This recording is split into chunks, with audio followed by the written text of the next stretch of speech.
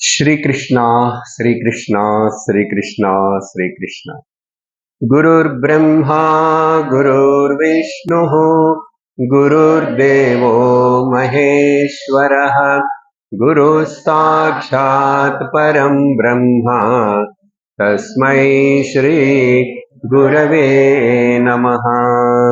तस्मै श्री गुरवे नमः। श्रीराघवम् दशरथात्मजमप्रमेयम् सीतापतिं रघुकुलान्वय रत्नदीपम् आजानुबाहुम् अरविन्ददलायताक्षम् रामम् निशाचर विनाशकरं नमामि।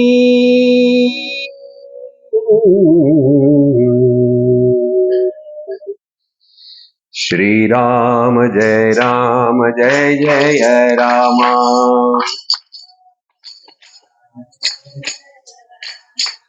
श्रीराम जय जय राम।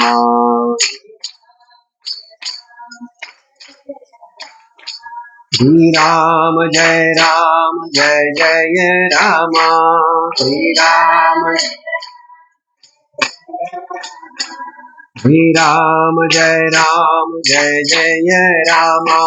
राम।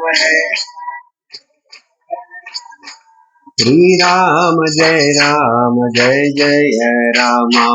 श्रीराम जय श्रीराम जय जय राम। श्रीराम जय राम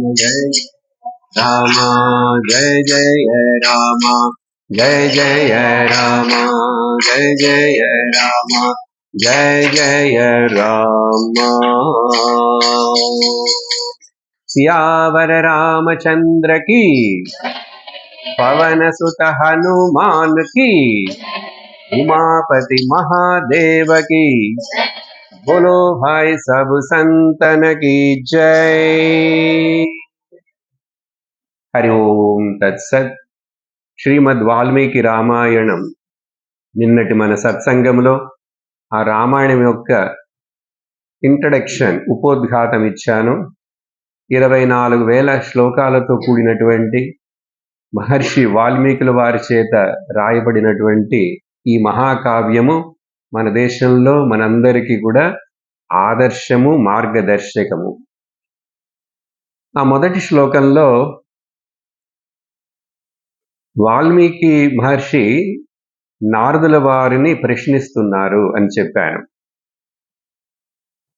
అట్లా ప్రశ్నించినప్పుడు ఆ ప్రశ్నలో 16 ప్రశ్నలు ఉన్నాయి. ఒక ప్రశ్న కాదు, 16 ప్రశ్నలు కలిసి ఆ 3 శ్లోకాల్లో మొదట్లో. రామాయణం అనేటువంటిది తపస్సు అనే పదంతో మొదలు చేయబడిందని చెప్పాను.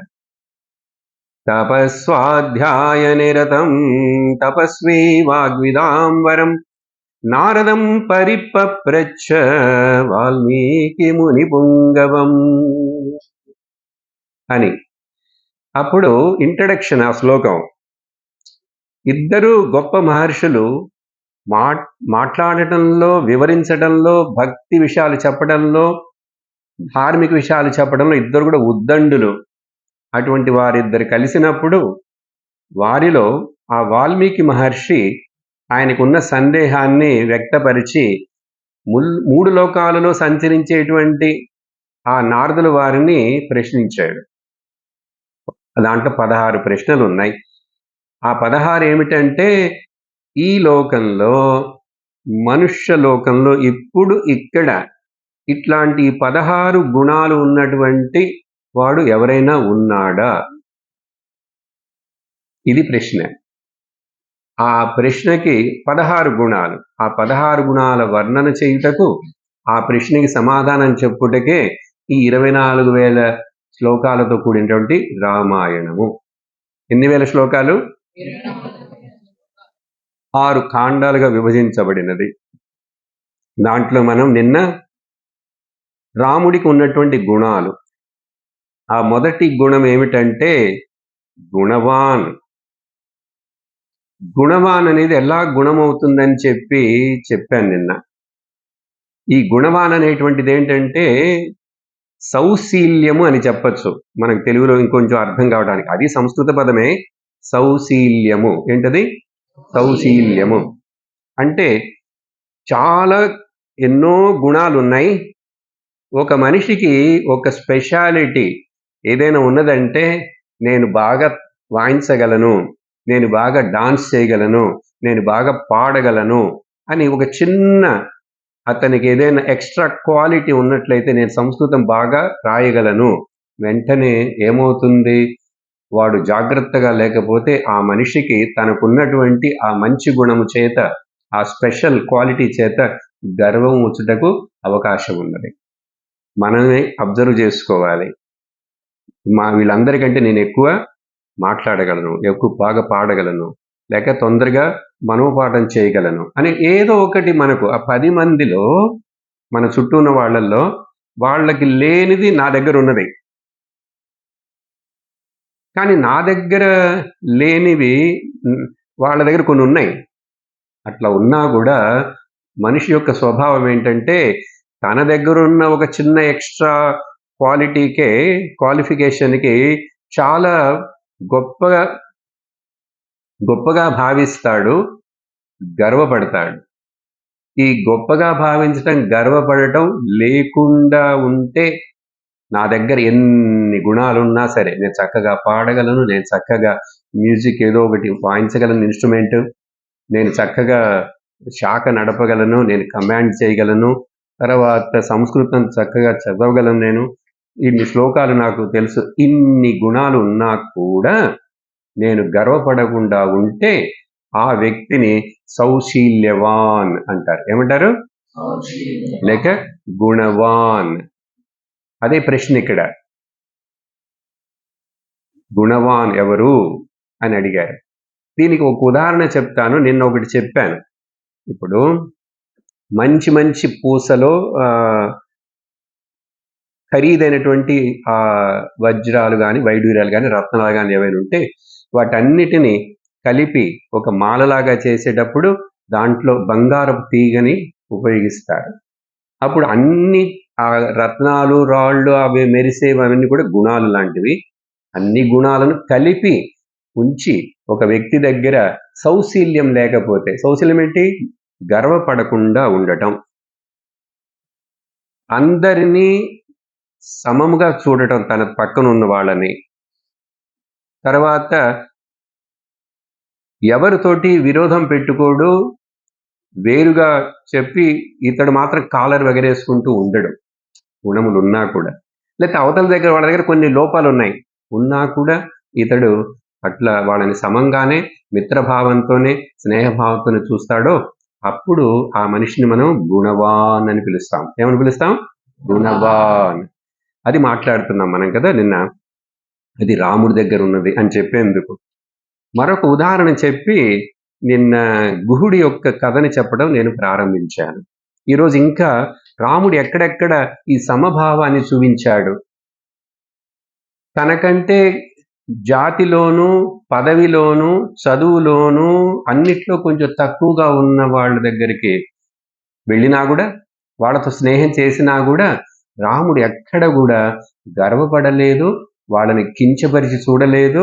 వాళ్ళతో స్నేహభావంతోనే చక్కగా కలిసిమెలిసి ఉండి, ఇంకా అసలు నువ్వు నా తమ్ముడితో సమానము అని చెప్పి అట్లా భావించి కొన్ని సందర్భాలు ఉన్నాయి. అవి చూస్తున్నాం మనం ఇప్పుడు. ఉదాహరణ ఏంటంటే, ఇంకొకటి ఈ విషయాన్ని అర్థం చేసుకోవడానికి, ఈ గుణవాన్ అనేటువంటిది ఏంటంటే ఈ అందరితోటి సమముగా ఉండేటువంటిది. పాలు నీళ్లు ఉన్నాయి చూడండి, పాలు నీళ్లు రెండు వేరు. ఆ పాలు నీళ్లు వేరుగా ఉన్నంతసేపు అవి వేరు. కానీ పాలును నీళ్ళని కలిపిన తర్వాత అవి రెండు ఏమవుతాయి? కలిసిపోతాయి. ఇంకా నువ్వు తర్వాత పాలని వేరుగా నీళ్ళని వేరుగా చూడలేవు. ఆ కలిసి మెలిసిపోయే తత్వం. పాలు కొంచెం పాలకి పాల స్పెషాలిటీ ఉంది, నీళ్ళకి నీళ్ళ స్పెషాలిటీ ఉంది. పాలే తాగుతూ ఉండు, కానీ మంచినీళ్ళు తాగకపోతే ఉండలేము కదా. ఇప్పుడు నీకు ఈ కొంచెం ఎండగా ఉంది ఇవాళ, నీకు కూల్ డ్రింక్ ఏదైనా ఇచ్చినా కూడా, ఐస్ క్రీమ్ పెట్టినా కూడా కొంచెంసేపు తర్వాత నీళ్లు తాగితేనే తృప్తి వస్తుంది కదా. ఎండాకాలంలో అప్పుడప్పుడు కొబ్బరి నీళ్ళని లేక కూల్ డ్రింకులు తాగుతాం. తాగినప్పుడు ఏమవుతుంది, అప్పటికి చల్లగా బాగుంది, కానీ కొంచెం సేపట్లో మళ్ళీ మంచినీళ్ళు తాగకుండా ఉండగలడా? మంచినీళ్ళు తాగినప్పుడు దాహం తీరినంత ఏర్పడినంత తృప్తి మిగతా ఏ ద్రవ పదార్థం తాగినా ఉండదు. దానికే పాలలో కొంచెం బలం ఉంది, అది శక్తి ఇస్తుంది, దాంట్లో విటమిన్లు ఉన్నాయి, ఇవన్నీ చెప్తాం. సరే, ఇప్పుడు మనం ఇదేంటంటే ఉదాహరణ, ఈ రెండు కలిపామండి, కలిపిన తర్వాత కలిసిపోయినాయి. దాని స్పెషాలిటీ అది మర్చిపోయింది, దీని స్పెషాలిటీ ఇది మర్చిపోయింది, మర్చిపోయి రెండు కలిసినాయి. ఇప్పుడు ఇక్కడ ఏంటంటే ఆ పాలని జాగ్రత్తగా వినండి, ఎందుకు ఈ ఉదాహరణ. ఆ పాలని పొయ్యి మీద పెట్టాం, పొయ్యి మీద పెట్టినప్పుడు కొంచెం సేపటి తర్వాత వేడెక్కిన తర్వాత ఆ నీళ్ళన్నీ, పాలలో నీళ్లు ఆవిరైపోతుంటాయి కదా. ఆవిరైపోయి పాలు ఎక్కువ ఆవిరైన తర్వాత కొంచెం సేపటికి ఆ పాలు పొంగొస్తాయి. దీనికి ఏం చెప్తారంటే, పాలు అనుకున్నదిట నా స్నేహితుడైనటువంటి ఆ నీళ్లు అన్నీ వెళ్ళిపోతున్నాయి, నీళ్లు పోతున్నాయి, ఆవిరైపోతున్నాయి అని చెప్పి తన స్నేహితుడు వెళ్ళిపోవడం నచ్చక పాలు కొంచెం ఆవేశంతో పైకి వచ్చి పొంగుతున్నాయి. మన అమ్మ ఏం చేస్తున్నప్పుడు వెంటనే పాలు పొంగుతున్నట్టే స్టవ్ ఆపడానికి ముందు ఇక్కడ నీళ్లు తీసుకుని పాల మీద అట్లా చల్లామంటే మళ్ళీ తన ఫ్రెండ్ నీళ్లు వచ్చినాయి కాబట్టి పాలు మళ్ళీ కిందకి దిగిపోతాయి. చూసారు ఎప్పుడైనా ఇది? పాలు పొంగేటప్పుడు స్టవ్ ఆపకుండా కూడా వెంటనే నీళ్ళని కనుక పాల మీద అట్లా చల్లామంటే పాలు పొంగకుండా కిందకి వెళ్ళిపోతాయి. ఏమిటి అర్థం? స్నేహితుడు, తనకు ఇష్టమైన వాడు ఆ నాలోంచి వేరు కాకూడదని చెప్పి బాధపడుతుంది పాలు. చూసారా? ఈ ఉదాహరణలో దాన్ని నేర్చుకోవాలి. మరొక ఉదాహరణ కూడా చెప్తాను, ఒక కథ చెప్పిన తర్వాత చెప్తాను ఇదే విషయం. సరే, నిన్న గుహుడును చూసాం. ఆ గుహుడు, రాముడు గంగా తీరానికి వచ్చి కూర్చున్నాడు. ఆయన ఏ నగరంలోకి గ్రామంలోకి ఎక్కడికి వెళ్ళడు, ఎందుకంటే అక్కడ ప్రామిస్ చేశాడు కదా, వాగ్దానం, వనవాసమే చెయ్యాలి. గుహుడు వచ్చి రాముడు మన గ్రామంలోకి రాడు అని చెప్పి తెలుసుకొని అక్కడికే వాళ్ళ పరివారంతో వెళ్ళాడు. వెళ్ళినప్పుడు రాముడు ఆ గుహుణ్ణి ఏ భేదభావం చూడకుండా, అతడు ఒక బోయవాడు, ఒక అడవి జాతికి చెందినవాడు అని భావించకుండా, ఏ తారతమ్యం భావించకుండా అతన్ని గట్టిగా అట్లా కౌగిలించుకొని సంతోషంగా చేతులు కలిపి ఆనందపడ్డాడు. ఆ తర్వాత గుహుడు ఏం చెప్తాడంటే, రామ తెలిసింది నాకు, ఇట్లా మీ నాన్నగారు నిన్ను యువరాజు చేయాలనుకున్నాడు, కానీ మీ ముగ్గురు అమ్మలలో ఆ కైకేయి వరం అడిగి నిన్ను ఇట్లా అడవి పంపించింది, భరతుణ్ణి రాజును చేయటానికి అన్నీ నాకు తెలిసినాయి, వార్త తెలిసిపోయింది నాకు. నువ్వు ఎందుకు అడవికి వెళ్ళటం? మాతోటి ఉండు, అయోధ్య రాజ్యం లేదు, నువ్వు యువరాజు కాలేదు ఇప్పుడు. సరే, ఇన్ని సంవత్సరాలు 14 సంవత్సరాలు వనవాసం చేయమన్నారు, నువ్వు ఒప్పుకున్నా వచ్చావు. ఇక్కడే ఉండే, నీకు ఏ కొరత లేకుండా ఈ రాజ్యం చూసావా, ఈ అడవిలో ఈ అడవి జాతి మేమందరం నీ ప్రజలం, నువ్వు మమ్మల్ని పాలిస్తే ఇక్కడ ఉండు, ఎంత ఆనందంగా ఉంటుంది, అడవికి వెళ్ళొద్దు. అంత ప్రేమని చూపించాడు. అదంతా వింటుంటే రాముడికి కళ్ళలో ఆనంద కన్నీరుతుంది. గుహుడికి ఆయన మీద ఎంత ప్రేమ అని చెప్పి, లేదు గుహ, నేను వాక్కు చెప్పినదే, మరొకసారి నా మాటను మార్చుకోలేను అని చెప్తూ రాముడు ఏం చెప్తాడంటే, అక్కడ చెప్పలేదు, యాక్చువల్ కైకేయితోనే చెప్పాడు అక్కడ రాజభవనంలో. కరిష్య ప్రతిజానే చ రామో ద్విర్నాభిభాషత. Rama does not speak twice. చెప్పింది ఒక్కసారి, ఒకే బాణము ఒకే మాట. తెలుసా ఇది? రాముడిలో స్పెషాలిటీని చెప్పేటప్పుడు చెప్పేదంటే ఒకే బాణం, ఒకే మాట, ఒకే బాట. అది ఇక్కడ ఈ శ్లోకంలో ఉంది. ఆ లైన్లో కరిష్య ప్రతిజానేచ, చెప్పింది చేస్తాను, చేసేదే చెప్తాను. చూసారా? మనం చెప్పింది ఒకటి, చేసేది ఒకటి. అట్లా ఉండకూడదు. ఇది ఈ గుణవాన్ అనేటువంటి రాముడి యొక్క ముఖ్యమైన గొప్ప గుణం. ఇలాగా ఆ రాముడు గుహుడు దగ్గర నుంచి తర్వాత మాట్లాడి గుహుడు పడవ తయారు చేస్తాడు. ఇంకా కథ అంతా నేను ఎక్కువ వెళ్ళను. మనకు కావాల్సింది అక్కడ వాళ్ళిద్దరి మధ్య ఎట్లాంటి స్నేహ సంబంధం. ఒక్క చిన్న భేదం కూడా రాముడు చూపించలేదు. అది మాత్రమే కాదు, యుద్ధమంతా అయిపోయిన తర్వాత బయలుదేరి పుష్ప విమానంలో బయలుదేరి మరలా అయోధ్యకి వచ్చేటప్పుడు రాముడు పుష్ప విమానమే చాలా వేగంగా వెళుతుంది, కానీ కొంచెం టైం పడుతుంది. రాముడికి మొదట నువ్వు హనుమంతుణ్ణి పిలిచి నువ్వు తొందరగా వేగంగా వెళ్ళు, నువ్వు వాయువేగంలాగా వాయుపుత్రుడు కదా వేగంగా వెళతావు, నువ్వు ముందు వేగంగా వెళ్ళి నేను ఇప్పుడు గుహుడిని కలుసుకుండేందుకు సమయం లేదు, భరతుడు అక్కడ ప్రాణాన్ని త్యాగం చేయబోతున్నాడు, నేను ఆ రోజు లాస్ట్ రోజు అదే, ఈ రోజు సాయంత్రానికి 14 సంవత్సరాలు అయిన తర్వాత ఆ రోజు సాయంత్రానికి అక్కడ రామ అన్న నువ్వు రాకపోతే నేను అగ్నిలో దూకి చచ్చిపోతానని చెప్పి చేశాడు. అగ్నిని తయారు చేశాడు, ఎదురు చూస్తున్నాడు. మనకు సమాచారమే అందలేదే, రాముడు వస్తున్నాడా లేదో తెలియలేదని చెప్పి బాధపడుతూ ఇంకా ప్రాణత్యాగం చేయడానికి రెడీ అయి ఉన్నాడు భరతుడు. అందుకని ఇక్కడ లేట్ చేసేందుకు అవకాశం లేదు. కానీ నువ్వు వెంటనే వేగంగా వెళ్ళాలి. భరతుడి దగ్గరికి వెళ్ళటానికి ముందు మార్గంలో ఆన్ ది వేలో గుహుడి దగ్గర కూడా ఒక్క క్షణం అట్లా దిగి గుహుడిని నేను సౌఖ్యంగా ఉన్నాను, రాముడు తిరిగి వస్తున్నాడు, తన అయోధ్యకి వెళుతున్నాడు అని చెప్పి అతన్ని కూడా అయోధ్యకి బయలుదేరి రమ్మని చెప్పు అని చెప్పి ముందు పంపించాడు. ఏంటండి అవసరం? అసలు గూడెంత, రాముడు ఎక్కడ చెప్పాల్సిన అవసరం ఉందా ఏంటి? మనం ఈ కృతజ్ఞత చెప్పడం, థ్యాంక్స్ అంటారు కదా, చాలాసార్లు మర్చిపోతాం. గురువుకి తోటి కృతజ్ఞత ఉండటం, తల్లిదండ్రులకి సత్సంగంలో అడిగారు కదా, మీ తల్లిదండ్రులకి మీరు ఎంతమంది నమస్కారం చేస్తున్నారంటే ఈ 33లో ఒక్కడే చేయెత్తాడు. అనగానే వెనక్కి తిరిగి చూస్తాడు. వచ్చే సెలవుల్లో ఇంటికి వెళితే నువ్వు చెయ్యాలి, సిగ్గుపడకూడదు. నేను అట్లా సడన్గా చేస్తే అండి మా ఇంట్లో అందరూ అడుగుతారు, ఏంట్రా ఏమైంది నీకు ఇప్పుడు, ఏంటి నమస్కారాలు, ఏంటి వాడు పుట్టినరోజా ఏంటి? మనకేంటంటే సహజంగా పుట్టినరోజు అయితే మాత్రం పెద్దలకి తల్లిదండ్రులకు నమస్కారం చేయాలని అనుకొని మిగతా రోజుల్లో కళ్ళకి ప్రత్యక్షంగా కనిపించే దైవాలు ఉంటే ఇంట్లో పొద్దున్నే లేచి వాళ్ళకి నమస్కరిస్తే, ఎంత నమస్కరిస్తే ఎవరికి? తల్లిదండ్రులకు, గురువుకి, ఈశ్వరుడికి అంతంత మనకు ఫలం. అది కంటికి కనిపించేది కాదు, అర్థం చేసుకున్నవాడు చేస్తాడు. నీ ఆయుష్, నీ తేజస్సు, నీ బలము, ఆ తల్లి యొక్క దీవెనలు నీకు ఎప్పుడూ రక్షిస్తూ ఉంటాయి.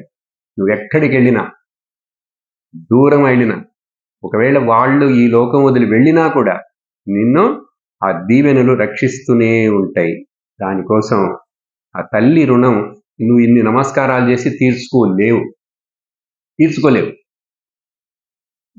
తల్లి రుణం, గురువు రుణం తీర్చుకోలేము. అందువల్ల ఏంటి, ఎప్పుడు ఆ కృతజ్ఞతతోటి అట్లా తల వంచే ఉండాలి, జీవితాంతం ఉండాలి. అట్లాగే వేదమాత, శాస్త్రమాత మనకి చేసినటువంటి మేలుకి మన కృతజ్ఞత తీర్చుకోలేము. అందుకని మరి ఏం చేస్తాను, నాకు తెలిసింది ఖర్చు లేనిది ఏంటి, దీనికి ఏం ఖర్చు చేయాలి చెప్పు? ఇట్లా చేతులు కలిపి నమస్కరించేందుకు ఏం ఖర్చు చేయాలి? ఇంట్లో ఉన్న మీ అమ్మకి నమస్కరించడానికి నువ్వేం ఖర్చు చేయాలి? గుర్తు పెట్టుకొని చెయ్యాలి అంతే. కొంచెం నడుము వంచాలి, అది కష్టమా? డబ్బులు ఖర్చు పెట్టావా దానికి? బాధపడ్డావా? చాలా శ్రమమా? 100 కిలోమీటర్స్ రన్నింగ్ రేస్ అది. అప్పుడేం చెయ్యం? మన ఇళ్లలో మనం చేస్తే సంస్కృతి అందరూ నేర్చుకుంటారు. కాబట్టి ఇక నుంచి వెళ్ళిన తర్వాత వాళ్ళు ఏమనుకున్నా సరే మాకు చెప్పండి.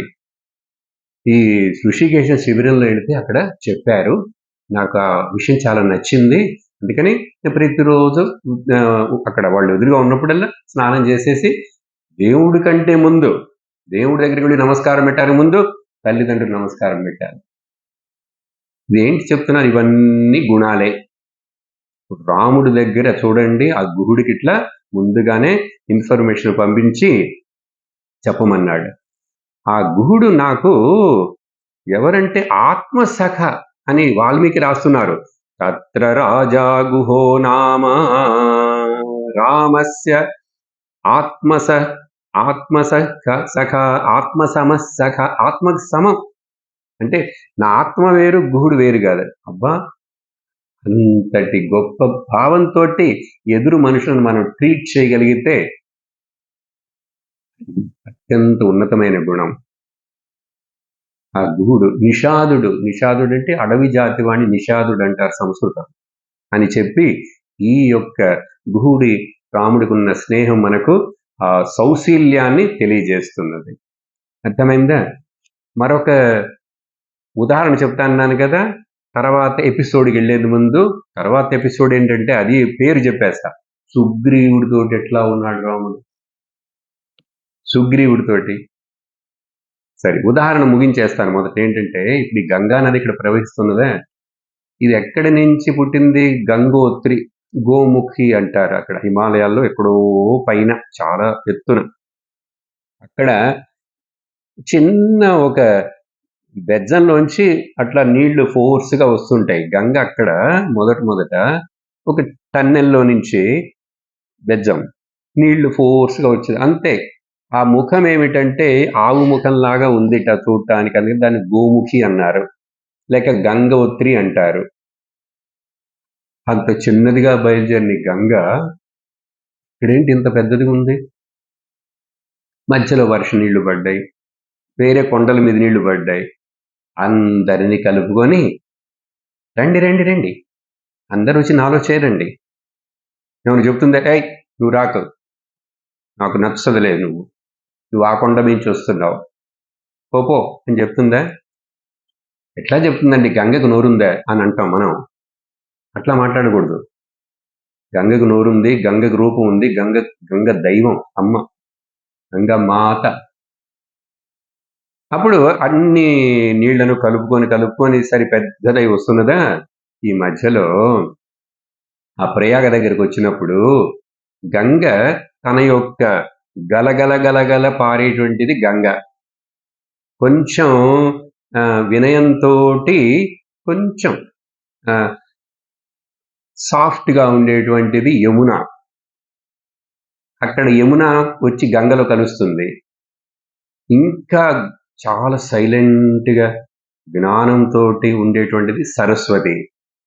సరస్వతి కింద నుంచి వెళుతుంటుందిగా. అంతర్వాహిని యమున. యమున గంగాల యొక్క కలర్ని చూడొచ్చు దూరం నుంచే. ఆ రెండు నదుల యొక్క రంగు వేరుగా ఉంటుంది. ఎక్కడ? ఆ ప్రయాగరాజ్లో త్రివేణి సంగం అంటారు కదా, చాలా ప్రసిద్ధమైన పురాణ స్థలం అది. యజ్ఞ యాగాదులు అనేకం, ఋషులు, అన్ని పురాణాలు అన్ని చోట్ల వస్తుంది. 3 నదులు కలుస్తున్నాయి అక్కడ. అందరు కలిసిపోయారు, ఒకటి అయిపోయారు. ఇంకా ఆశ్చర్యం చెప్తాను చూడండి. ఈ కథ ఉదాహరణ ముగిలే ఎన్నో. ఏమైంది?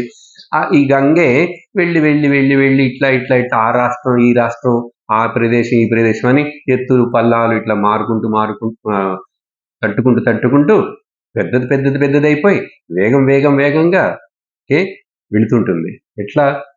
జయ జయ గంగే జయ హర గంగే, జయ హర గంగే జయ జయ గంగే, జయ జయ గంగే జయ హర గంగే, జయ జయ గంగే జయ హర గంగే, జయ జయ గంగే జయ హర గంగే, జయ జయ గంగే జయ హర గంగే, జయ జయ గంగే జయ జయ గంగే, జయ జయ గంగే. గంగామయ్యాకి. గంగ ఒడ్డున ఉండి ప్రతిరోజు ఆ గంగామాతకి జై అని చెప్పాలి. అట్లా పెడుతుంటారు కదా, సంధ్యావందన కూర్చుంటున్నారు కదా. అందుకని ఇటు అటు ఎటో తిరగకుండా, ఒకవేళ సూర్యుడిని చూస్తూ కూర్చోవాలంటే కూర్చోండి, పర్వాలేదు. కూర్చుండేది ముందు గంగా నదికి ఒక నమస్కారం చేసి కూర్చోండి. ప్రతిరోజు చెప్పాలి, ఇంత దగ్గరగా ఉంటున్నాం గంగకి, కళ్ళతోటి నేరుగా చూస్తున్నాం. ఎంతో మంది గంగని చూడటానికి భాగ్యం లేకుండా జీవితంలో రావటానికి డబ్బులు లేవు, రావటానికి శక్తి లేదు, రావటానికి వసతి లేని అట్లా ఉంటారు. మనం అదృష్టం చూసాం, ఇంకా ఎన్నోసార్లు చూడబోతున్నారు గంగని. అటువంటి గంగ ఆశ్చర్యం చూడు. తర్వాత ఆ గంగ అట్లా ప్రవహించి కోల్కతా కలకటా దగ్గరికి వెళ్ళేసరికి ఇంకా అక్కడ బే ఆఫ్ బెంగాల్ సముద్రంలో కలిసిపోతుంది. ఈ గంగ ఆ సాగరంలో కలిసేటువంటి ఆ స్థానము కూడా చాలా పవిత్రం. గంగా సాగర్. జీవితంలో హిందువై పుట్టినవాడు ఒక్కసారైనా కూడా ఆ నది సముద్రంలో కలిసేటువంటి స్థానం చూడాలిట, ఆ గంగా సాగరాన్ని. ఆ తర్వాత ఏమైందండి? ఇది ముఖ్యమైన విషయం. గంగ తన యొక్క పేరు, రూపం అన్నిటిని వదిలేసేసుకొని సముద్రరాజుతోటి, సముద్రంతో ఒక్కటైపోయింది. అందుకని ఒక పాట చెప్తారు, ఏమిటంటే ఆ నదులు, గంగా నదే కాదు, అన్ని నదులు అంతే కదా, ఎక్కడెక్కడి నుంచో బయలుదేరి ప్రవహించి చివరికి ఎక్కడికి వచ్చి సముద్రంలో కలిసిపోతాయి. సముద్రంలో కలిసిపోయిన తర్వాత ఆ గంగకి ఈ పేరు, ప్రతిష్ట, గొప్పదనం, ఇది అదేని ఏదైనా అభిమానం ఉంటుందా? అసలు లేదు. నీళ్లలో నీళ్ళైపోయింది. అందుకే నా నదులన్నీ చెప్తాయి, మనకు నేర్పిస్తాయిట పాఠం. ఏమని? హం జైసే చల్తే హై, పాడండి. హం జైసే, యాక్షన్ చేస్తారు. హం జైసే చల్తే హై तुम भी चलो ना, तुम भी चलो ना, हम जैसे रहते हैं, हम जैसे तुम भी रहो ना, तुम भी रहो ना. హిందీ అందరికి అర్థమైపోయింది, చాలా సులభం. మేము ఎట్లా ప్రవహిస్తున్నాము, మీరు కూడా అట్లాగే రండి, ప్రవహించండి. మేము ఎట్లాగైతే నివసిస్తున్నామో, అంటే మా జీవితాలు ఎట్లాగో మీరు అట్లా జీవించండి అని ఎవరు చెప్తున్నారట అంటే, నది ఏ కహతి హై. అందరూ యాక్షన్ చేయొచ్చు, పెద్దవాడు చిన్నవాడు చేతులు కట్టుకుని ఇట్లా ఉండకూడదు. నేనెంత 6 ఏళ్ల విద్యార్థినైనా 5 ఏళ్ల విద్యార్థినైనా, నది ఏ కహతి హై, నది ఏ, मैं सागर के पास जाती हूँ, सागर के पास जाते जाते, सागर के पास जाते जाते सागर बन जाऊंगी, सागर बन जाऊंगी. नदी कहती है तुम भी चलो ना, हम जैसे रहते हैं तुम भी रहो ना. ला ला ला ला ला ला ला ला ला ला ला ला ला ला ला ला ला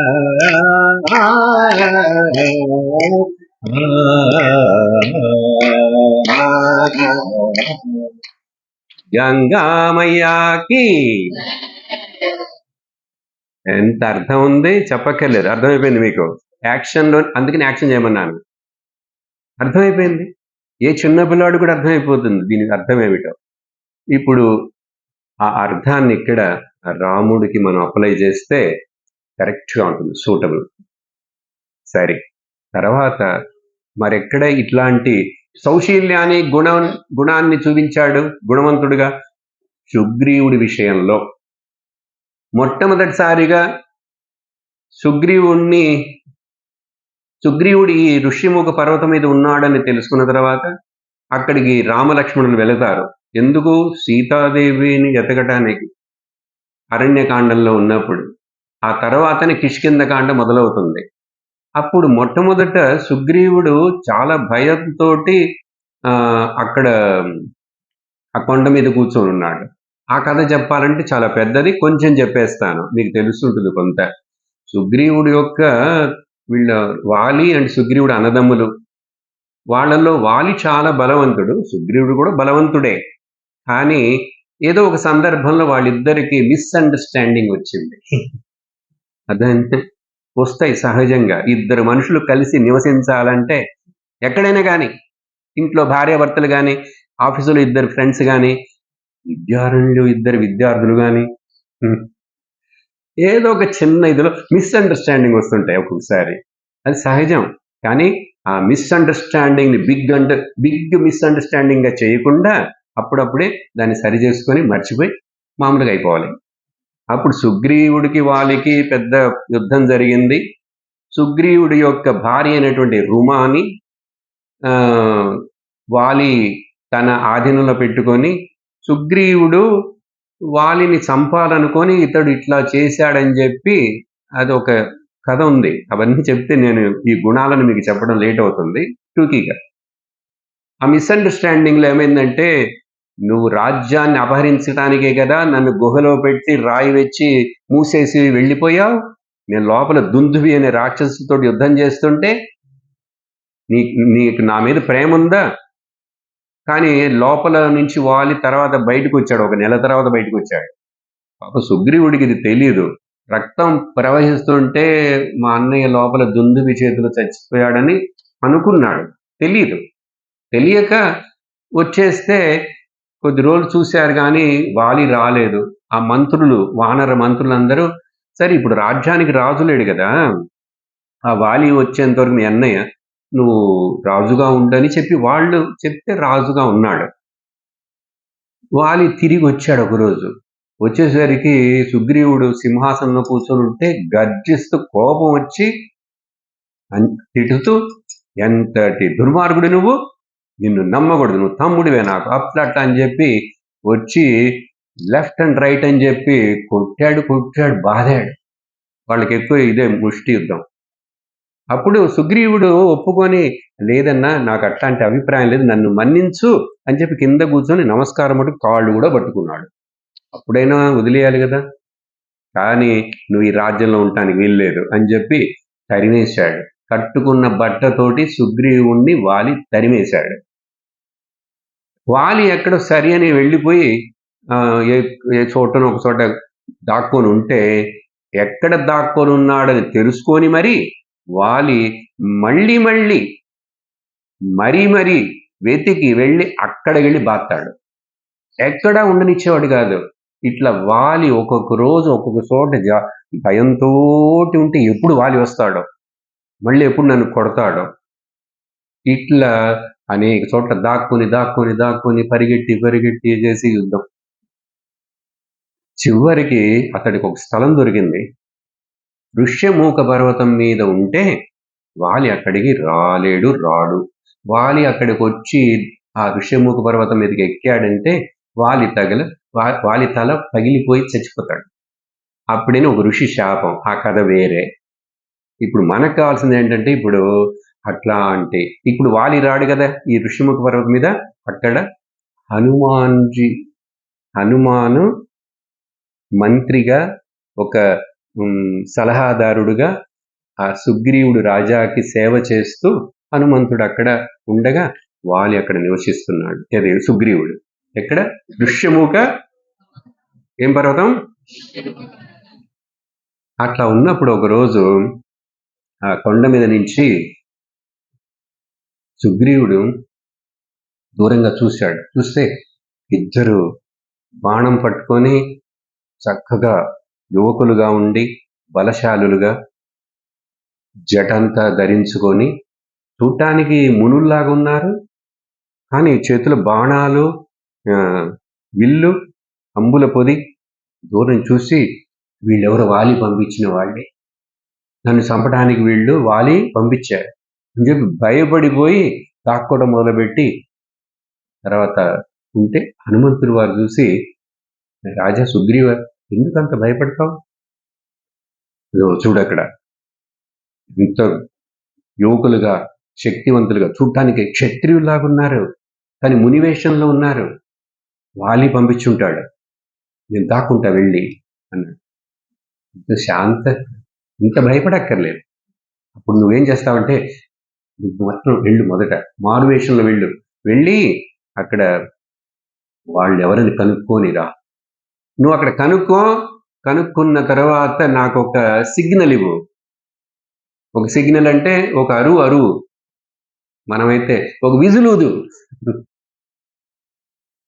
వీళ్ళు మన శత్రులు కాదని. నేను అప్పుడు నువ్వు విజులుతే నేను పరిగెట్టిపోయి దాక్కుంటా, లేదంటే నువ్వు వచ్చి నాకు చెప్పు.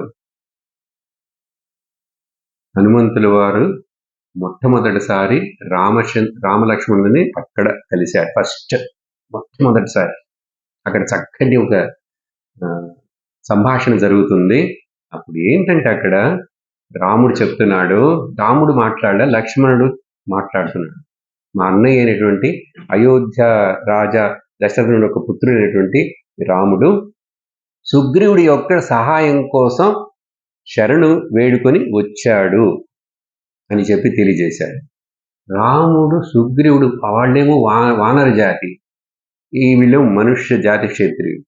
ఈయనకి పోయి ఆ కోతుల జాతి వాళ్ళతోటేంటి స్నేహం అని అనుకోలే.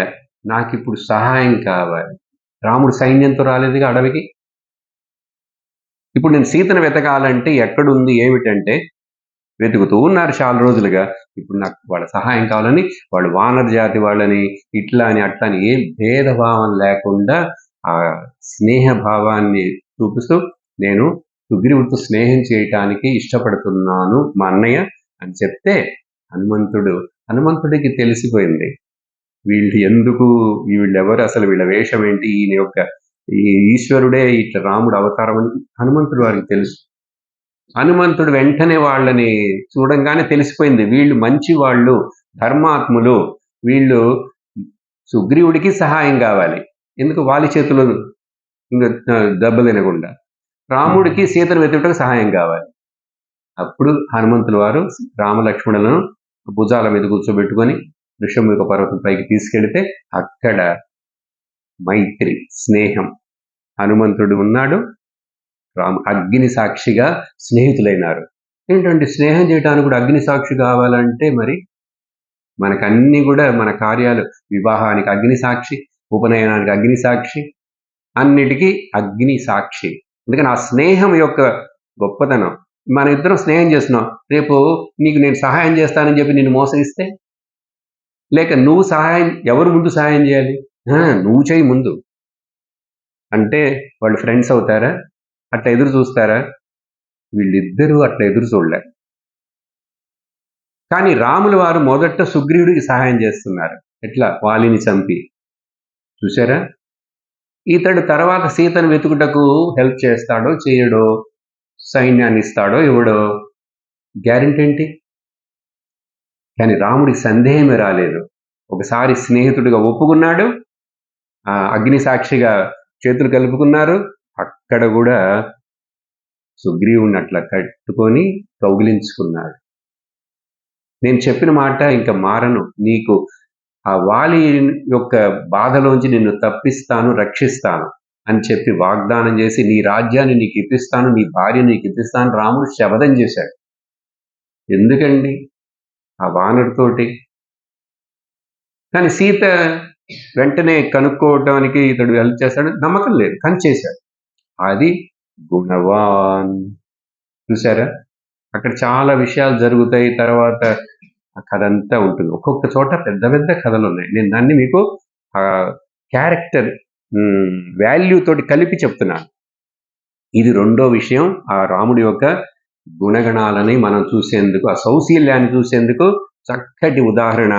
అక్కడ భాషణ, ఒక్కొక్క శ్లోకం, ఒక్కొక్క మాట రాముడు మాట్లాడేదంతా. చివరికి రాముడు ఏమంటాడంటే, సుగ్రీవ, నువ్వు నాకు ఇట్లాంటి దుఃఖ సమయంలో, కష్ట సమయంలో నన్ను నువ్వు ఇట్లా ఆదరించి, నాకు రాత్రి అంతా కూర్చొని ఇంకా చాలాసేపు ఇవన్నీ చెప్పుకుంటేవాడు ఒకడికోళ్ళకి. వాలి అంతా కష్టపెట్టాడు నన్నని, తర్వాత రావణుడు వచ్చాడు, సీతను తీసుకెళ్ళాడు, నేను వనవాసానికి వచ్చాను, ఇవన్నీ మాట్లాడుకుంటూనే ఉండేవాడు వాడు. అప్పుడు రాముడు చెప్పేవాడు, నాకు ఎంత ధైర్యంగా ఉందో తెలుసా, నీతో స్నేహం చేసిన తర్వాత అని చెప్పి నువ్వు చాలా నాకు ఈ ఆపద సమయంలో నువ్వు సహాయానికి వచ్చావని చెప్పి పొగుడుతాడు. ఎవరిని? సుగ్రీవుణ్ణి. ఇది రాముడి యొక్క గుణం.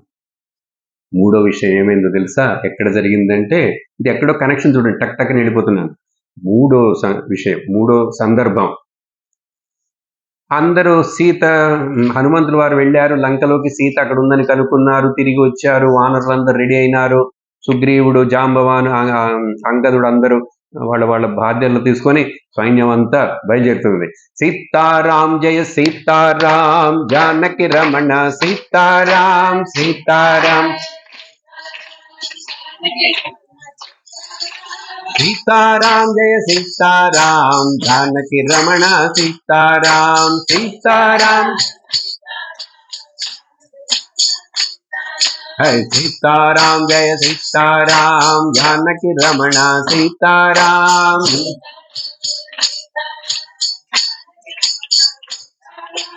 సీతారాం జయ సీతారాం జానకి రమణ సీతారాం సీతారాం జయ సీతారాం సీతారాం జయ సీతారాం జానకి రమణ సీతారాం సీతారాం జయ సీతారాం జానకి రమణ సీతారాం జానకి రమణ సీతారాం జానకి రమణ సీతారాం. జానకీకాంత స్మరణం. జయ జయ రామ రామ.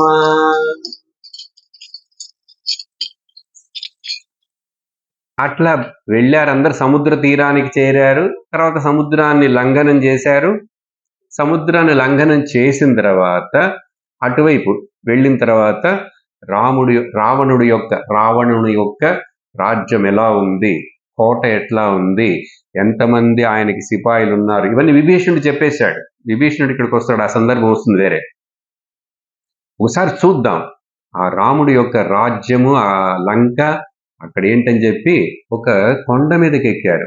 వానరులు అందరూ కాదు, ముఖ్యమైన గ్రూప్, కోర్ గ్రూప్, ముఖ్యమైన వాళ్ళు, టీం. ఎవరు? ఈ అంగదుడు, జాంబవంతుడు, హనుమంతుడు, రాముడు, లక్ష్మణుడు, విభీషణుడు, ఈ ముఖ్యమైన వాళ్ళందరూ సువేల పర్వతం. ఏం పర్వతం? సువేల అనే ఒక పర్వతం ఉంది అక్కడ. నాకు పెద్దది కాదు, చాలా ఒక రకంగా. ఆ పర్వతం మీదకి ఎక్కితే బాగా కనబడుతుంది కదా ఆ లంక మొత్తం ఎట్లా ఎంత అని. ఆ సువేల పర్వతం మీదకి ఎక్కి అయిన తర్వాత సుగ్రీవుడు దూరంగా, అదే సమయంలో రావణుడు కూడా ఈ వానరులందరూ ఇటు వచ్చేసారట. రాముడు వాళ్ళు బ్రిడ్జి కట్టి వచ్చేసారు, సేతు కట్టి అని తెలిసిపోయిన తర్వాత అతడు కూడా తన కోట మీద, పెద్ద కోట ఉంటుంది కదా, ఆ పైకి ఎక్కేసి చేతులు ఇట్లా పెట్టేసుకొని చూస్తున్నాడు, వానరులందరినీ చూస్తున్నాడు, తెలుసుకుంటున్నాడు గూఢాచారుల చేత ఎవరెవరు ఎక్కడెక్కడ ఉన్నారు, ఎంత దూరంగా ఉంది కొంచెం, కానీ వివరిస్తున్నారు. అక్కడి నుంచి సువేల పర్వతం మీద ఉన్న సుగ్రీవుడు ఏం చేశాడో తెలుసా? రావణుని చూడంగానే అక్కడి నుంచి దూరం నుంచి ఒళ్ళు మండిపోయింది. రాస్కెల్, ఈ ఫూల్ వీడేనా ఆ సీతాదేవిని, రాముడి యొక్క భార్యను అపహరించి వచ్చి ఇక్కడ పెట్టుకున్నాడు అని చెప్పి ఆ కోపాన్ని తట్టుకోలేక, గాలిలో ఎగిరిపోయే శక్తి ఉందిగా వీళ్ళందరికీ, వానరులకు. సుగ్రీవుడు సామాన్యుడు కాడు. వెంటనే అక్కడి నుంచి ఒక జంప్ చేశాడండి, హై జంప్, పోల్ జంప్ లాగా. ఎవరికి తెలీదు, ఇట్లా అందరూ చూస్తుండే తమక్కనే ఎగిరిపోయాడు రాకెట్ లాగా పైకి. ఎగిరిపోయి అటువైపు వెళ్ళాడు. వెళ్ళి రావణుడు ముందు దిగి వెంటనే టపా టపా టప్ బాక్సింగ్ 4 గుద్దులు గుద్దాడు. రావణుడికి అసలు ఏంట్రా జరుగుతున్నది, ఎవరు వచ్చారు అది తెలుసుకునేటి కూడా టైం లేదు. రావణుడికి సడన్ గా ఇప్పుడు మన వెనక నుంచి వచ్చి ఎవరు నెట్టినట్టుగా ఉంటే మనకేం తెలుస్తుంది? ఏమైంది అంటాం. తలవాటి అసలు ఏమైంది? నిద్రలో లేచి సరే ఒక్కోసారి కలవరించి ఎక్కడున్నాను ఏంటి, ఏమైంది, అట్లా రావణుడు దిమ్మ తిరిగిపోయాడు. అది కరెక్ట్. ఈ కొట్టి కోతులు కదా వీళ్ళు, సుగ్రీవుడు వాళ్ళు. రావణుడు యొక్క చెవు కొరికి అట్లా చేసి ఇట్లా చేస్తే రావణుడు కూడా మళ్ళీ ఏదో తనకు శక్తి ఉంది కదా, వెంటనే ఇంకా అస్త్రం ఏదో తీసి ఏదో చేసి వీడిని కొట్టే లోపల మరలా ఒక జంప్ చేశాడు, ఇటువైపు వచ్చేసాడు. అప్పుడు రాముడు చెప్తున్నాడు, అది విషయం మనకు. ఏమంటున్నాడో తెలుసా రాముడు? ఏంటి సుగ్రీవా, ఇట్లాంటి పని చేయొచ్చా? ఆ తలుపును పట్టుకుని అట్లా లాగేయచ్చా? అది మళ్ళీ ముయ్యటానికి ఎంత కష్టమైపోయింది. సోమయాజులు గారు, మన చంద్రహాసు, నేను, ముగ్గురు నలుగురు కలిసి దాన్ని ఇంకా అట్లా ముయ్యలేకపోయినాం. ఇట్లా నువ్వు ఇట్లా చెప్పకుండా టక్కని శత్రువుల పక్కన అట్లా వెళ్ళిపోవచ్చా? వాళ్ళు ఏదైనా చేస్తే నీకు, నీ ప్రాణానికి ఏదైనా చేస్తే, నువ్వు మరణిస్తే ఒకవేళ, ఇక నేను ఇక్కడికి వచ్చింది నా పని నాకు ఇంకా వృధా. అసలు నాకు అప్పుడు నువ్వు ప్రాణం వదిలితే, విషయం వినండి, నాకు సీత ఎందుకు, నాకు లక్ష్మణుడు ఎందుకు, ఇదానీ మాం కృతా వీర, ఇట్లాంటి పని నువ్వు అవసరపడి చేయకూడదు సుగ్రీవ. చాలా నీ గురించి ఎంత దుఃఖపడ్డానో తెలుసా? నువ్వు అట్లా వెళ్ళిపోగానే తిరిగి వస్తావా రావు అనుకున్నా. ఇదానీ మాం కృతా వీర ఏవం విధం అరిందమా ఏ త్వయి కించిత్ సమాపన్నే, నీకేదైనా అయితే కిం కార్యం సీతయా మమ, నాకు ఇంకా సీత దొరికి కూడా నీలాంటి మిత్రుని నేను పోగొట్టుకున్నానంటే నాకేం ఆనందం ఉంటుంది. ఆహా, ఎవరండి చెప్తారు అట్లా? అంటే భార్య సీత పోయి దుఃఖంలో ఉన్నా కూడా ఈ సహాయం చేయడానికి వచ్చిన సుగ్రీవుడు మిత్రుడికి ఒకవేళ ప్రాణానికి ఏదైనా అయితే నేను తట్టుకోలేనంటున్నాడు రాముడు. అంటే అప్పుడు స్నేహితుడికి, నిజమైన స్నేహితుడు ఎలా ఉండాలి? స్నేహితుడికి ఎప్పుడూ ఆపదలో అవసరం వచ్చినప్పుడు సహాయం చేసేవాడే నిజమైన మిత్రుడు. అదే కాకుండా స్నేహితుడు, నిజమైన స్నేహితుడు తన స్నేహితుడు, వినాలి ఇక్కడ, తన స్నేహితుడు తప్పు మార్గంలో వెళుతున్నాడంటే వాడిని సరిచేసేందుకు ప్రయత్నించేవాడు నిజమైన స్నేహితుడు. చూసారా, రెండు చెప్పాను. అవసరంలో సహాయపడేవాడు స్నేహితుడు. అదే సమయంలో ఒకవేళ ఇంకొక స్నేహితుడు తప్పు మార్గంలో వెళ్ళాడు, చెప్పలేం కదా, ఎవరైనా ఏదైనా తప్పు వెంటనే వాడిని కరెక్ట్ చేయాలి, నా బాధ్యత. అందుకనే నా తోటి విద్యార్థి ఎవరైనా ఏదో చేయకూడదో, మాట్లాడకూడదో ఏదైనా చేస్తున్నాడంటే మనం బాధపడాలి, వాడు చెప్పాలి. తెలుసో తెలియకో ఏదో అప్పుడు ఏదో చేస్తే నేను సహించలేను, వాడిని సరి అయిన మార్గంలో పెట్టేది నా బాధ్యత అని ఎవరైతే భావిస్తారో అతడు నిజమైన స్నేహితుడు. ఇవన్నీ రాముడిలో ఉన్నాయి కూడా. ఇది రామాయణం, ఏదో చెప్పేసేది కాదు, ఇవి మనలో రావాలి. దానికోసమే రాముడు. నిన్న చెప్పాను కదా, రామో విగ్రహవాన్ ధర్మ, ధర్మదేవత రాముడు ధర్మస్వరూపుడు, అట్లా దిగిపోయాడు. ఆయనలో ఇవన్నీ ఉన్నాయి 16. అందుకని ఆయన మనకు ఆదర్శ పురుషుడు. ఇది ఒకటి. తర్వాత మరొకటి, ఒకే గుణాన్ని గురించి మాట్లాడుతున్నాను, ఆ గుణవాన్, గుణవంతుడు అనే దాని కింద ఈ సన్నివేశాలను మీకు చెప్తున్నాను. అర్థమైందా? కరెంట్ వచ్చిందో చూసి అవి ఆన్లో ఉన్నాయో చూసుకో, ఒకళ్ళే, మీరెవరు లేవకూడదు, అవసరమైతే వేసేయి. ఇట్లా చెప్పి ఆ తర్వాత 4వ సందర్భం, మరి ఎక్కడ రాముడు ఇట్లాంటి సమభావాన్ని చూపించాడు, స్నేహభావాన్ని చూపించాడు? అసలు ఏం సంబంధం లేదు. ఒకడేమో అడవివాడు, ఇతడేమో కోతుల జాతికి చెందినవాడు, కోతి జాతి కదా, వానరులకు. ఇప్పుడు ఇంకోటి చూడండి, మరొక వనవాసుల జాతికి చెందిన ఒక వృద్ధ స్త్రీ శబరి విషయంలో. శబరి మతంగ మహర్షి ఋషి ఆశ్రమంలో నివసించే ఒక అడవి జాతి స్త్రీ. ఈవిడ కథ వింటే మొత్తం మన కళ్ళల్లో నీళ్ళు వచ్చేస్తాయి. కొంచెం చెప్తాను. ఈ శబరి చిన్న వయసులో మతంగ మహర్షి, చాలా గొప్ప తపస్సు ఋషి, మతంగ ఋషి, మాతంగ లేక మతంగ అంటారు. ఈయన ఎక్కడ నివసిస్తున్నారంటే ఆ ఋష్యమూక పర్వతం అట్లా అంత కొంచెం దూరంలో ఉంటే ఆ కింద ఉన్న ఒక అడవిలో ఒక చోట ఆయన ఆశ్రమం.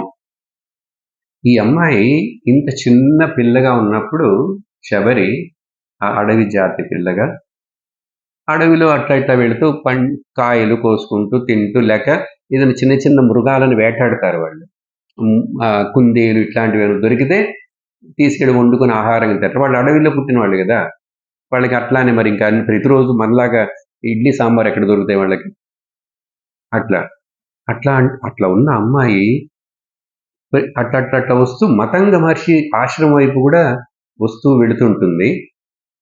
తను పొద్దున్నే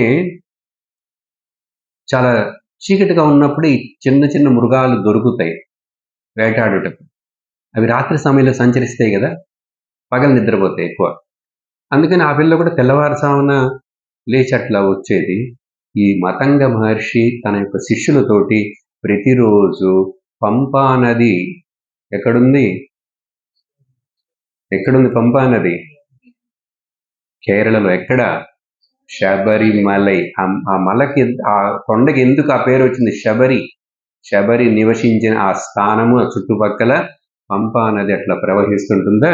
ఈ ఋషులు వారు పొద్దున్నే ఆయన శిష్యులతోటి ఓం సహస్ర శీర్ష పురుష సహస్రాక్ష సహస్రపాత్ అని చెప్పి ఈ సూక్తాలు మంత్రాలు చెప్పుకుంటూ ఏవేవో పారాయణం చేసుకుంటూ, స్నానానికి వెళ్ళేటప్పుడు పారాయణాలు, వచ్చేటప్పుడేమో అభిషేకానికి శిష్యులు ఆ కలశాల్లో తల మీద నీళ్లు పెట్టుకొని వస్తుంటే ఈ తేజస్సుతోటి ఉన్నటువంటి ఆ చాలా వృద్ధుడైనటువంటి ఆ మతంగ ఋషి అట్లా వెళుతుంటే ఆ వేద ఘోషని ఈ అమ్మాయి వింటున్నది.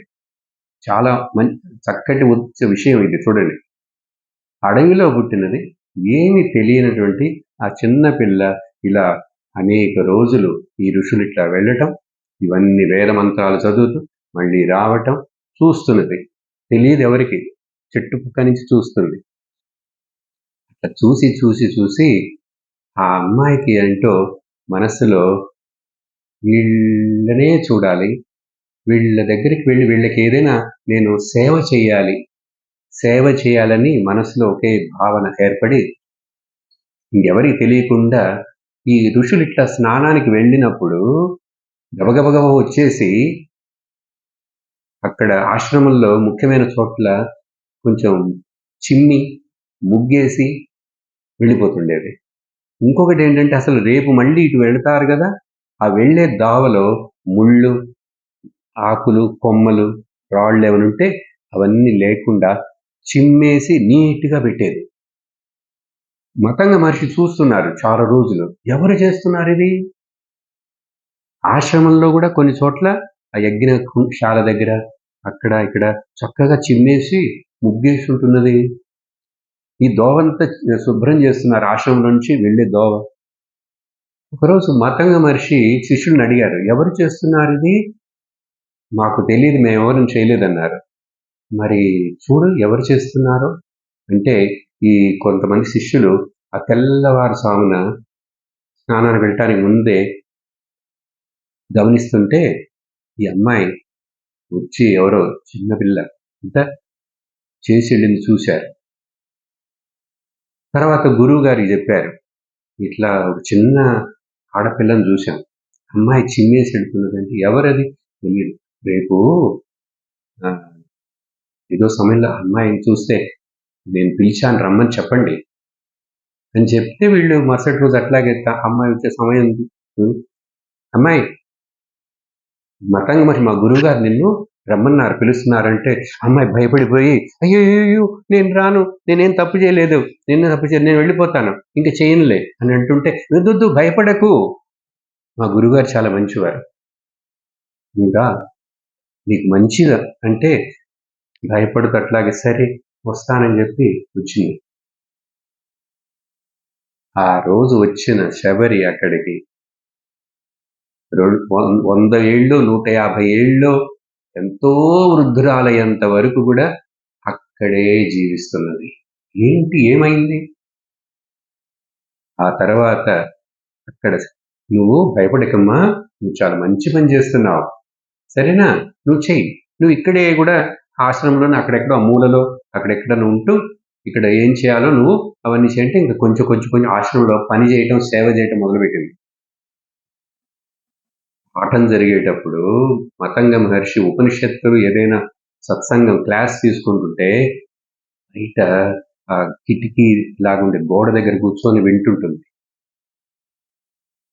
అన్ని గ్రహించేసింది. అరే చదువు లేకుండా అసలు ఏం తెలియకుండా ఎట్లా గ్రహిస్తుందంటే గురువు యొక్క కృప. గురువు ఎప్పుడు మతంగ మహర్షి ఆ పిల్లని చూశారో ఈమె ఈమె సాధారణ మనిషి కాదు, అడవి జాతులు ఇక్కడ పుట్టినా కూడా ఇది ఒక గొప్ప జీవి, ఈ జీవికి ఇక్కడ పొందవలసిందని ఆయన గ్రహించేసి ఆయన అనుగ్రహించాడు. కాబట్టి ఎవరితో ఏం చెప్పలేదు, ఏం లేదు, ఇక్కడ ఉండు పని చేసుకుంటూ సేవ సేవ గురువుకి సేవ చేసి చేసి చేసి చేసి అనేక సంవత్సరాలు పాఠాలు కూడా వింటుంది బయట కూర్చొని, అన్నీ అర్థమైపోతున్నాయి. చివరికి ముఖ్యమైన విషయం దీంట్లో ఆ మతంగ మహర్షి ముసలివాడైపోయినారు. ఆయన దేహాన్ని త్యాగం చేసే సమయం వచ్చింది. ఆయన శిష్యుల్ని ఒక్కొక్కడిని పిలిచి నీకేం కావాలి, నీకేదైనా ఆశ ఉందని శిష్యులను అడుగుతున్నారు. ఒక్కొక్కడిని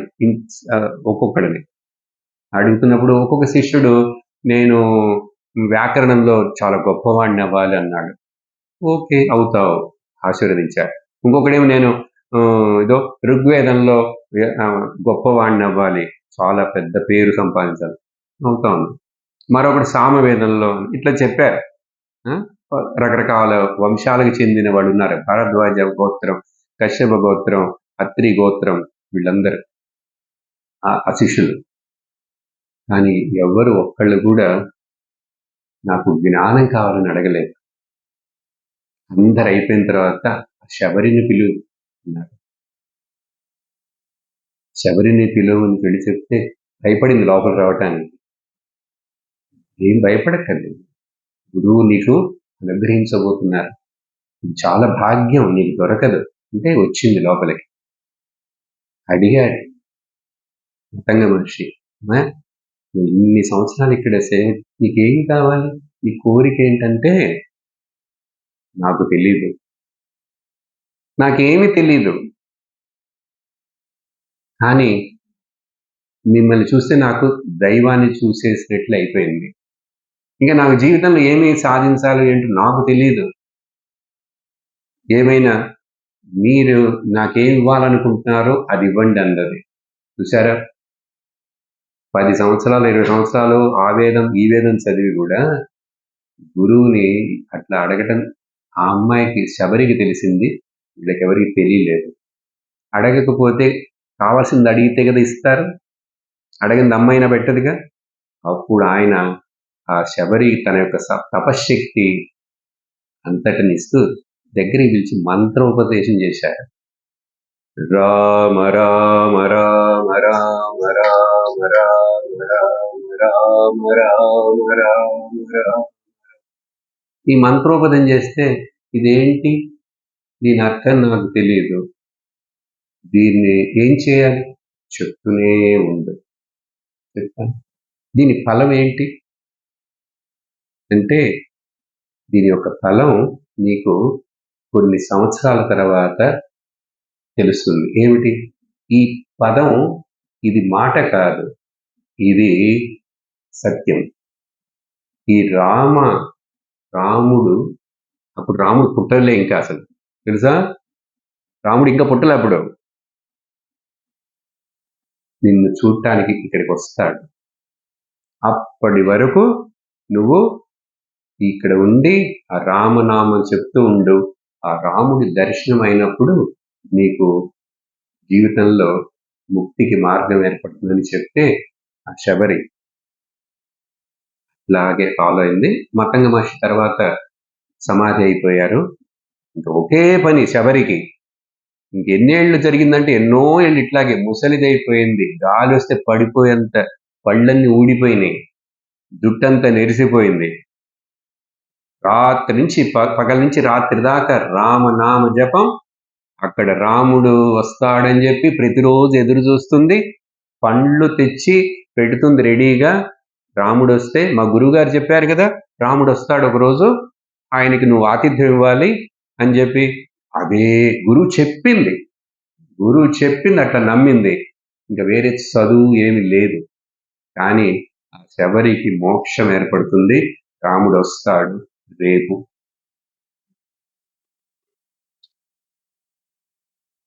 ఈ కథ ఇంత ఎందుకు చెప్పానంటే ఎంత ఇన్స్పిరేషన్ ఉంది. నాకు ఒళ్ళు గగురు పొడుస్తున్నది అబ్బా శబరి గురించి మాట్లాడుతుంటే. ఇప్పుడు రాముడికి ఈ శబరికి సంబంధం ఏంటి అసలు? ఆయన ఎందుకు ఇక్కడికి రావాలి? ఈవిడ వల్ల యుద్ధానికో సీతను వెతకడానికి కూడా ఏమీ ప్రయోజనం లేదు. కానీ రాముడు వస్తాడు. రేపు రాముడు వస్తాడు, శబరికి తోటి మాట్లాడతాడు. ఎట్లా మాట్లాడాడు? ఏమి సంభాషణ జరిగింది? ఆ తర్వాత శబరికి ఏమైంది? అక్కడ కూడా రాముడి యొక్క ఈ గుణవంతుడు, భేద భావం లేదు. అది అడవి జాత్య, మనుష్య జాత్య, కొండ జాత్య, వానర జాతీయ తను నమ్మి స్నేహం చేశాడంటే వాళ్ళని ఎంతో వాళ్ళతోటి అన్యోన్యంగా ఉంటాడు. ఇట్లాంటి గొప్ప గుణం రాముడిది.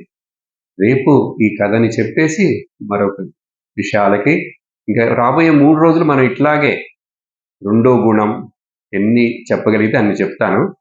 ఇంకొకటి కూడా ఉంది దీంట్లో, 5వ విషయం సందర్భం ఉంది. ఇప్పుడు శబరిది విన్నా. ఇప్పుడు ఇక్కడ ఇంతటితోటి ఈరోజు ఆ కథని నిలిపేస్తాను. రామ రామ రామ రామ రామ భజో రే రామ రామ రామ రామ రామ భజో రే రామ భజో రే రామ భజో రామ రామ రామ రామ రామ భజో రే రామ రామ రామ రామ రామ రామ పరంధామా రామ రామ రామ రామ పరంధామా రామ రామ రామ రామ కోదండ రామ రామ రామ రామ రామ రామ రామ రామ భజో రే రామ రామ రామ రామ భజో రే రామ భజో రే రామ భజో రే రామ భజో రే రామ భజో రే. सियावर रामचंद्र की। ओम लोकाः समस्ताः सुखिनो भवन्तु। लोकाः समस्ताः सुखिनो भवन्तु। लोकाः समस्ताः सुखिनो भवन्तु। ओम शांति शांति शांति। हरिः ओम श्री गुरुभ्यो नमः। हरिः ओम। हरि ओम तत्सत्।